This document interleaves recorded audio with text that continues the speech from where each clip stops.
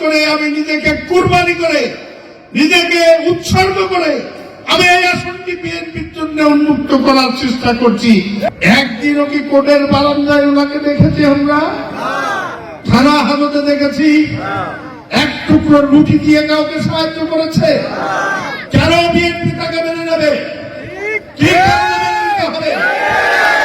এই কারণে আমি যখন বুঝেছি যে বিএনপি আজকে নিরাপদ নয়, বিএনপি একটি দুর্বৃত্তের কবলে পড়েছে, কখনো এই আসন ওই দুর্বৃত্তের হাত থেকে আর রক্ষা করা সম্ভব না, তখন এই কঠিন চ্যালেঞ্জে এই চ্যালেঞ্জ করে আমি নিজেকে কুরবানি করে নিজেকে উৎসর্গ করে আমি এই আসনটি বিএনপির জন্য উন্মুক্ত করার চেষ্টা করছি।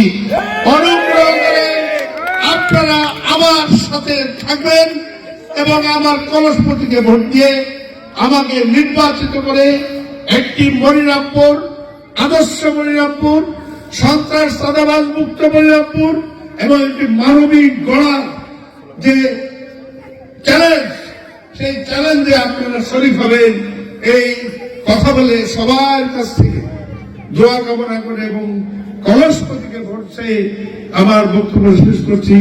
আল্লাহ হাফেজ। বাংলাদেশ জিন্দাবাদ।